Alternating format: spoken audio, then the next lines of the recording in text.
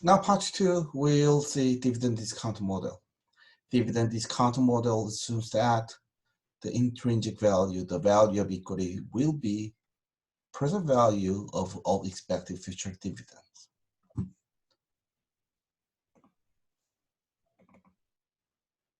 So suppose, let's start this H period problem. Now we have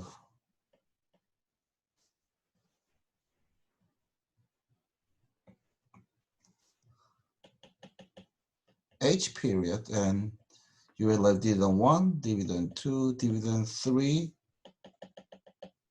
the dividend H and price H, right? So in this case, the price of the stock should be the value of stock. Let's say value instead of price.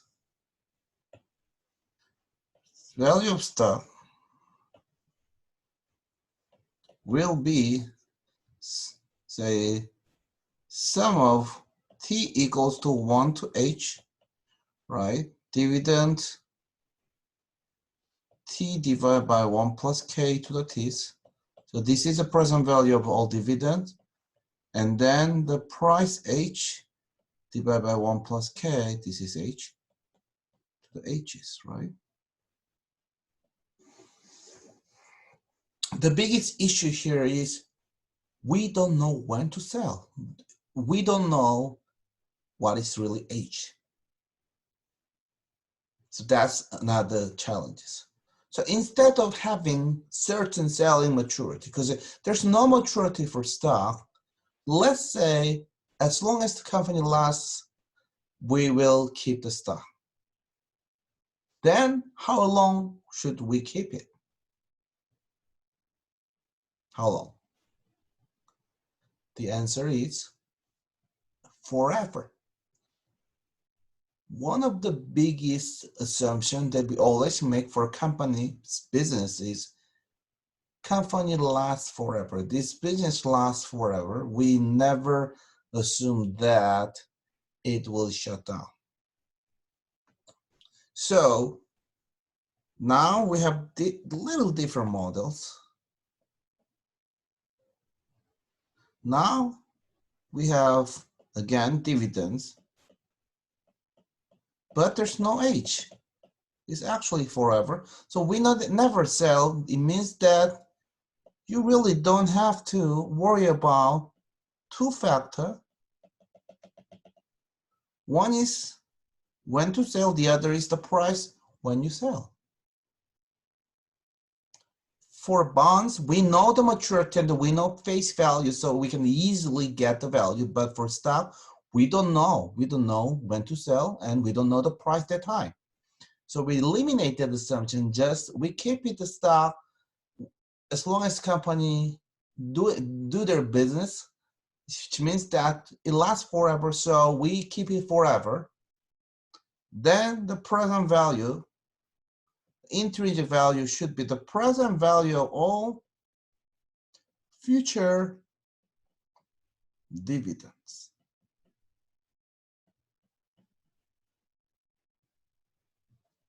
So it becomes infinite problem. Now another problem will happen.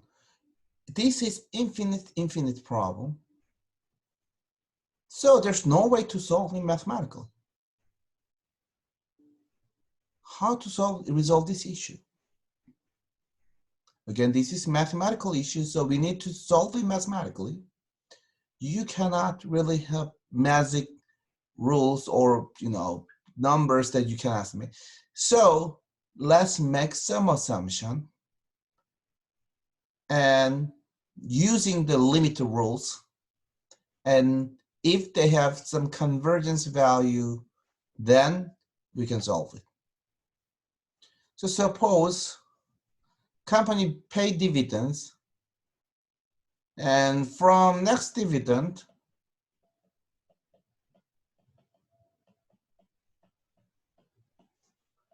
this dividend grow at G, certain G, constant forever. So this G is the constant growth rate.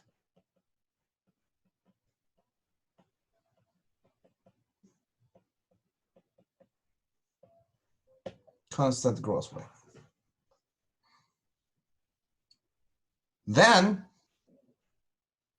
it means that dividend 2 equals 2, dividend 1 times 1 plus G, dividend 3 equals 2, dividend 1 times 1 plus G square, and so on, right?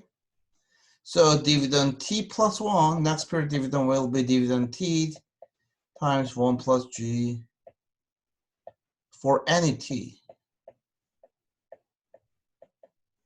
That's the condition. If it holds, then V0 equals to D1 divided by K minus G. And this K is the discount rate, market capitalization rate, and G is the growth rate, constant growth rate. So this is constant growth model. So dividend discount model is easy to understand. It holds, but it cannot be always true, because the problem is sometimes we cannot solve it. But so we have to make some assumption that, well, from the next dividend, this dividend will grow at constant rate forever. In that case, we can use this formula, V0 equals to D1 divided by K minus G, and we can solve this problem.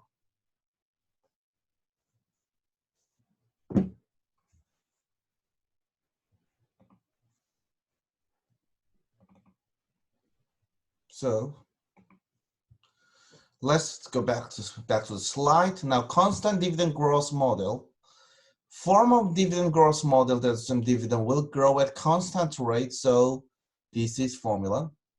Implies that the stock value, the value of stock, is greater if dividend per share is larger, so D is larger, right? If lower K, so K here, if the capitalization rate is lower, or high expected growth. It's actually all true, because if you receive more dividend, then you're going to pay more money, right? If you don't require higher return, then you're going to pay more money. Finally, if you expect that this company will grow at a higher rate, then you're going to pay more money.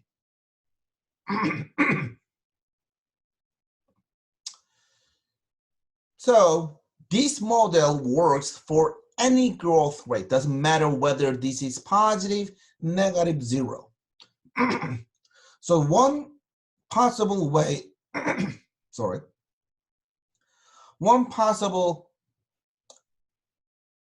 like zero growth example is the preferred stock, because preferred stock usually pay fixed amount dividend, which means that the amount of dividend keeps same, right? If it keeps same, what happens? Keep same means growth rate equal to zero forever. So the preferred stock that pays the fixed dividend can be valued using constant growth dividend discount models. So this constant growth rate of dividends is simply 0%.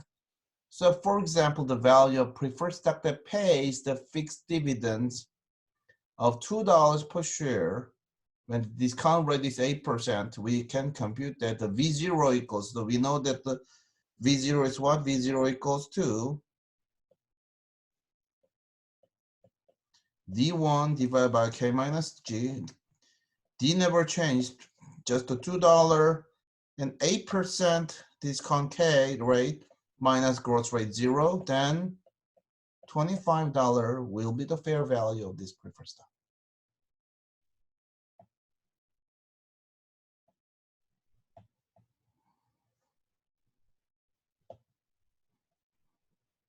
Okay.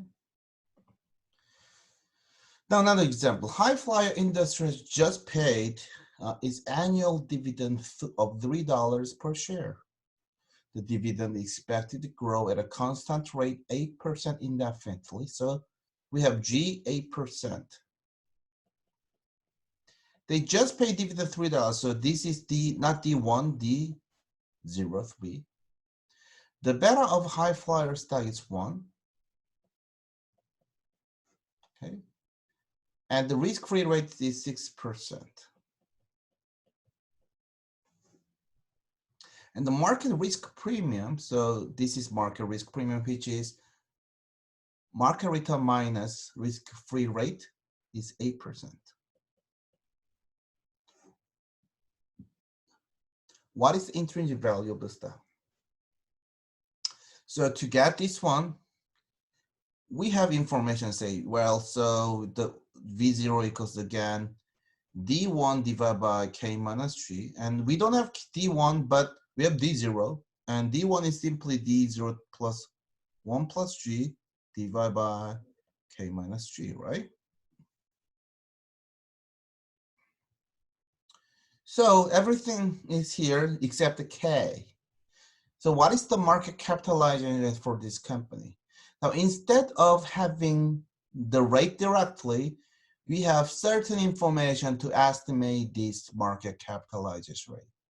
We can actually use the CAPM to estimate it. So K equals to what? K equals to risk-free rate plus beta times market risk premium, right? That's CAPM. So risk-free rate 6% plus beta is 1 times 8% risk premium of market, then 14% will be the market capitalization rate. So you can use CAPM to get this market capitalization rate because the CAPM gives us how much return we will require, right? So this is required rate of returns, which is market capitalization rate. So using that, now if you see this, V0 is again D1 equals to 3 times 1 plus growth rate is what? 8%. Divided by 14% K minus 8% gross, then $54. Okay, that's stock price. Now, if it gets riskier, how much you are going to pay? Now, simply speaking, riskier stock, I'm not going to pay that much, right? I probably pay less by changing the market capitalization rate. For riskier stock, we change the beta because the new beta is now 1.25. So you change the beta to 1.25 instead of 1, right? Then it's going to be 16%. Okay, so instead of 14, you put 16, then you have $40.50. Again, it's clearly show consistent result. See, I'm not going to pay that much. I'm not going to pay that high price for riskier stuff.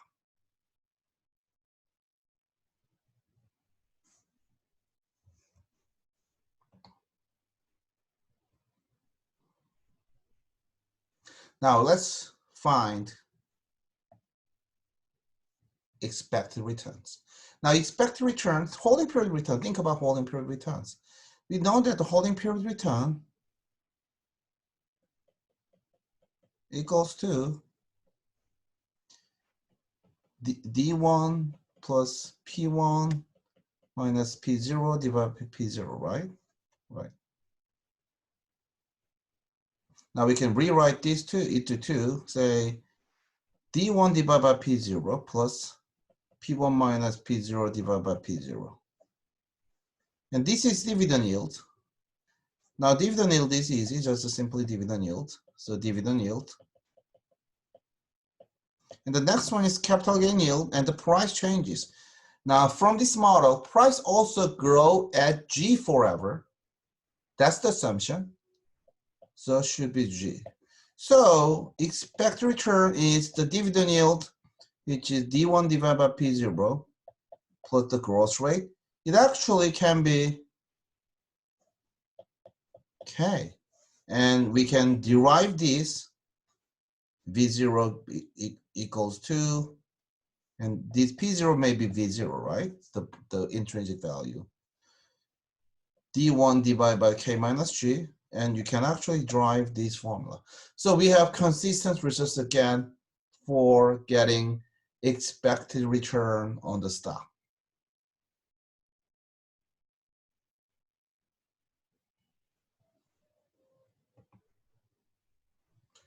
Okay.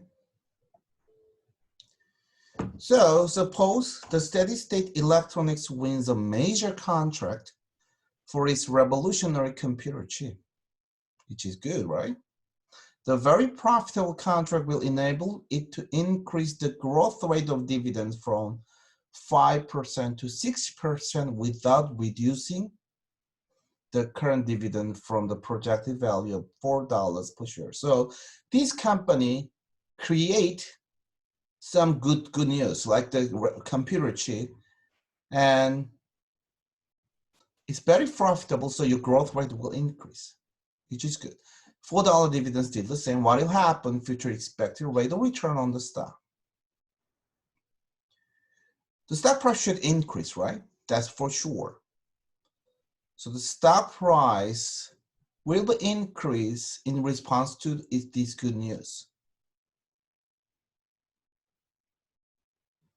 So let's say the original price is $57.14. Since you have 5% growth rate, this is the original, right? $4 dividends, right? And K equals to 12. So value equals to $4 divided by 12% minus 5%, which lead to $57.14. So that's original price. Now the next, if it increased to 6% and increased to the $66.67. So it means that you will have more increase the price because of this announcement. Because of this announcement. And in fact, this will give you $4 dividends, $66.67 price, plus the growth rate again, 12% expected returns. And this result makes sense too, right? So once the news about contract is reflecting the stock price, which is the expected rate of return, should be consistent with the risk of the stock, right? Because risk doesn't change, neither should expected rate of return. So you should keep 12% returns, and growth rate is just higher.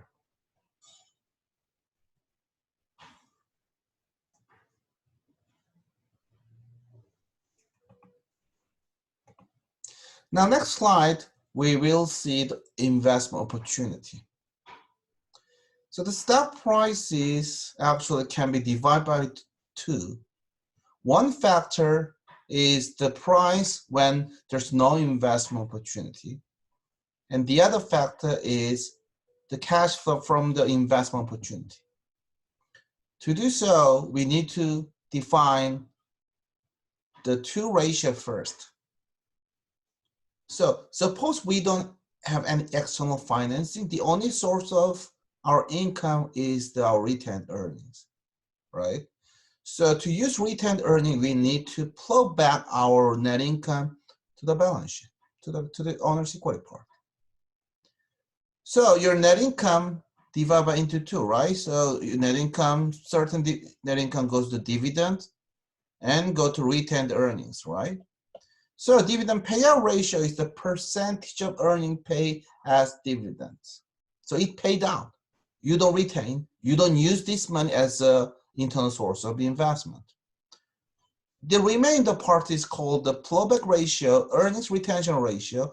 That goes to the retained earnings. Is potential money that you can reinvest in your projects, in business. So plowback ratio is simply 1 minus dividend payout ratio. Okay. So if we divide the price into 2, one factor of price is, well, what if we don't have any growth? Which means we use all our earnings as a dividend pay. I mean, we pay all earnings to the dividends. So earning will be paid as a dividend. And then K, which is discount rate, market cap rate, minus the growth rate 0%, right? Because everything paid out. Which means it's simply E1 divided by K, which is first factor. So there's no gross value per shares. And then the remaining part will be the present value of growth opportunity. So stock price has 2 components. One is no gross value per share. So we assume that we pay out everything and we don't have any growth opportunity.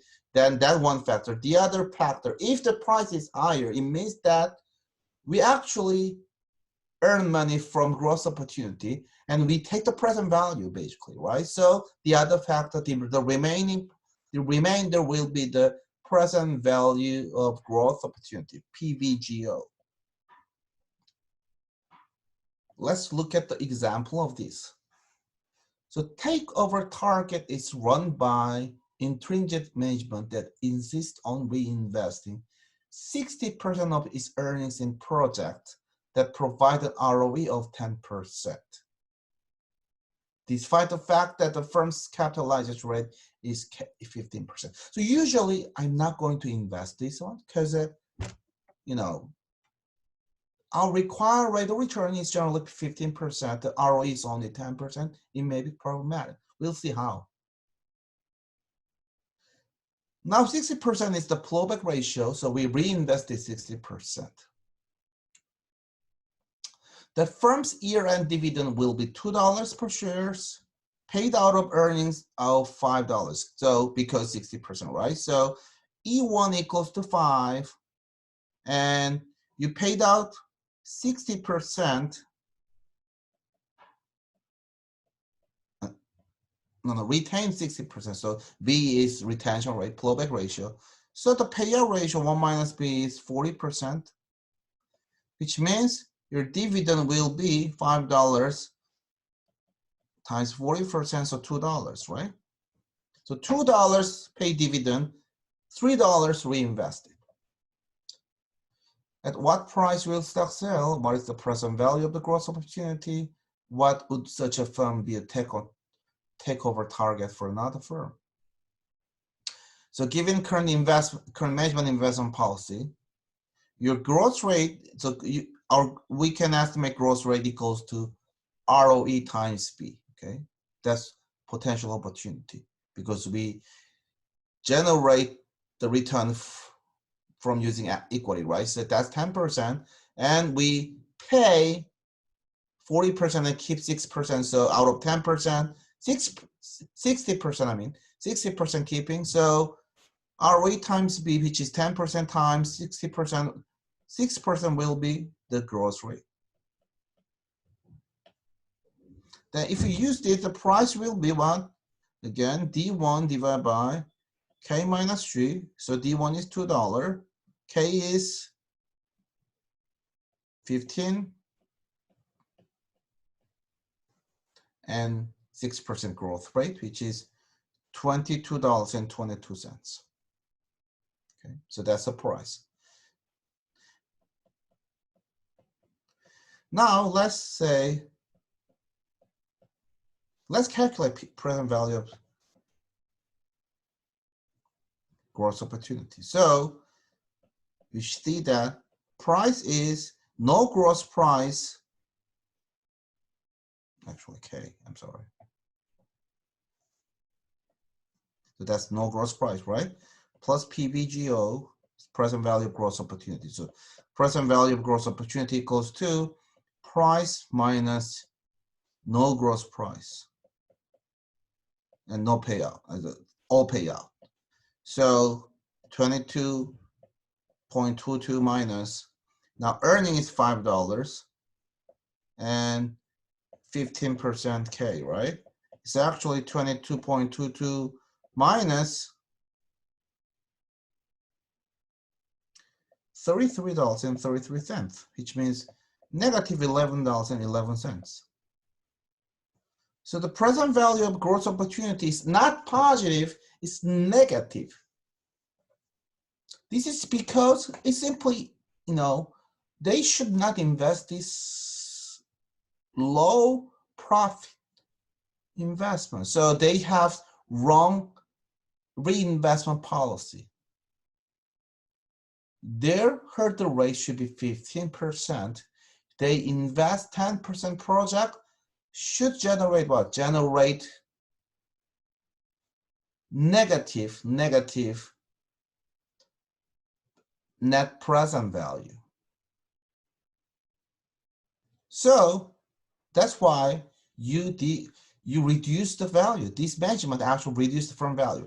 This may be good target because once the company know it, the new management know that, then what can you do is you can simply just, less eliminate this policy and just pay out everything.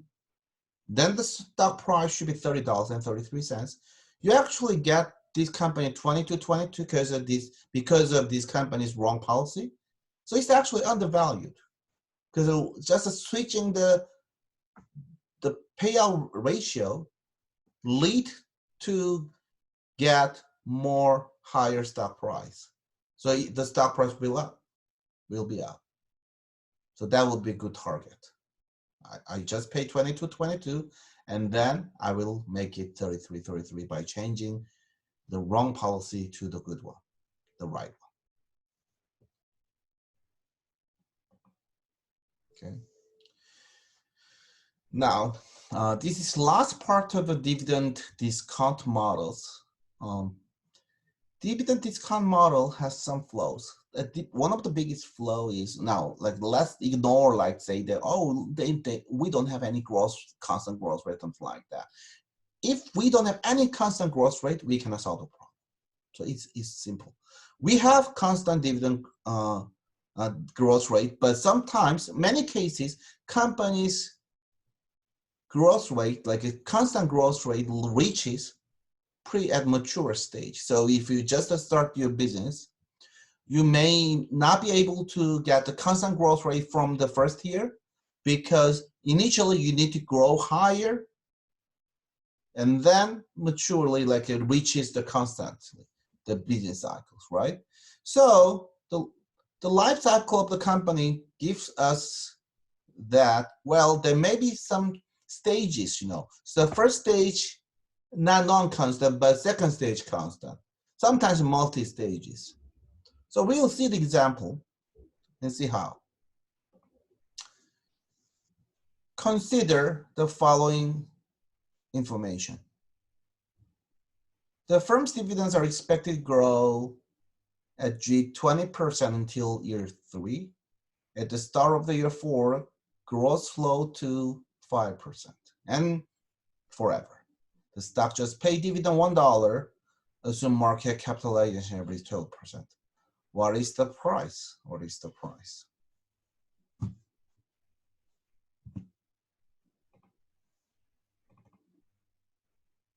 So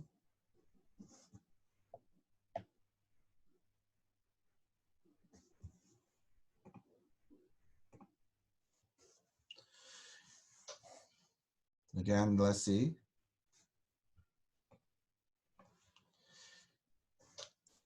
Draw the timeline.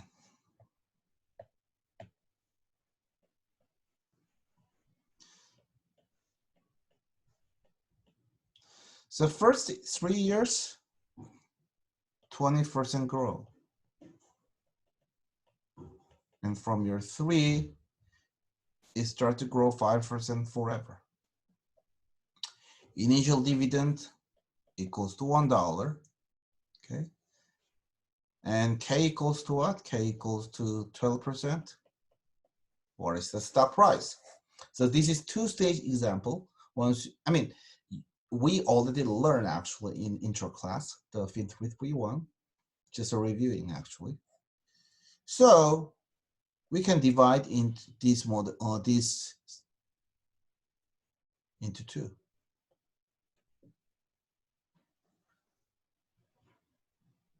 Actually, we can even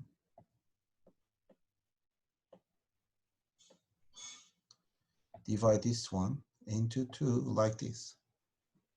Oops.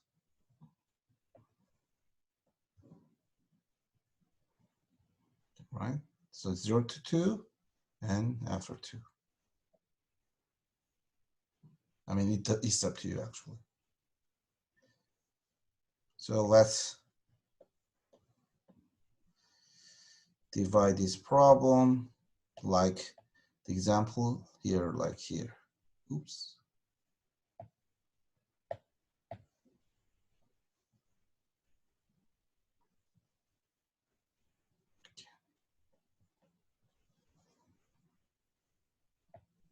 Let's divide it here.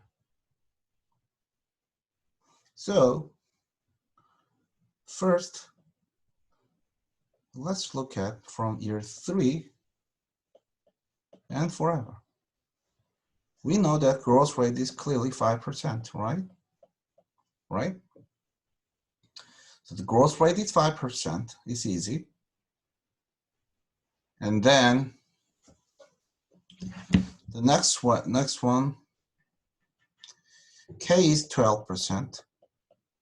And we only need dividend next period, dividend 4. So P3 equals to dividend 4, next period dividend divided by K minus G.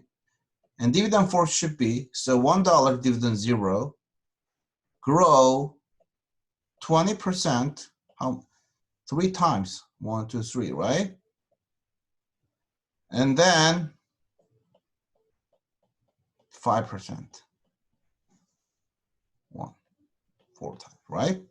Divided by K minus G. So K is 12% and the growth rate is 5%. So you can actually just ignore first 3 years. Only see the next after 3 years. So it means that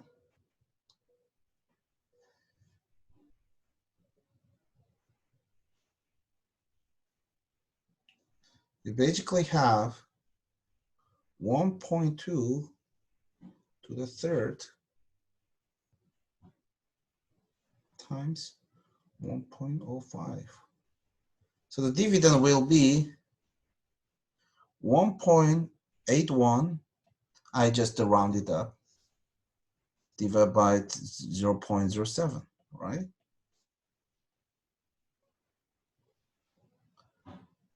So the price is $25.92. That's the price, P3. So that's first stage. Now we know that P3 equals to $25.92. And then let's assume that we sell this share in 3 years. So we have dividend 1, dividend 2, dividend 3, and P3, and manually calculate. So price 0, you'll be ignore D0 because D0 is current dividend.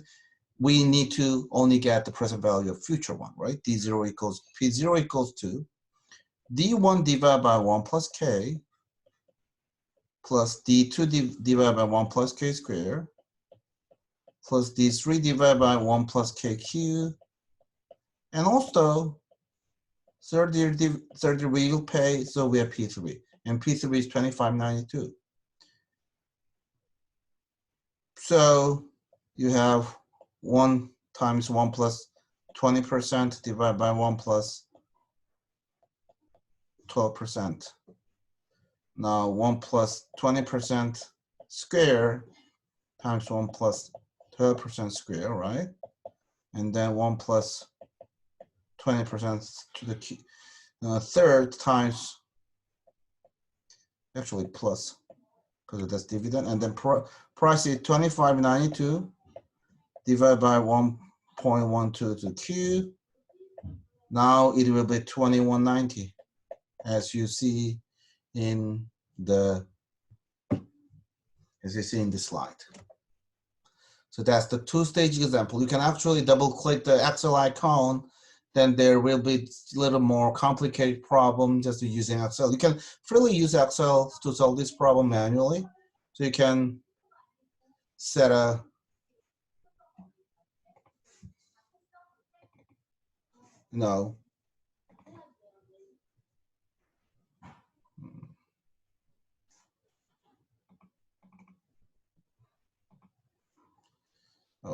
so there is an Excel icon here, right? You can double-click from the slide, then the Excel spreadsheet popped up. There is also the same files on Moodle. You can get, like, if the stage is pretty complicated, like you can say that for 10 years, we have different level of the growth rate, but after 10 years, we may have an indefinite growth rate. Then you can use Excel to get the present value more easily, okay? So you can use this Excel file. All right, so this is end of the part 2, and in part 3, we will going to do different method of the equity valuation.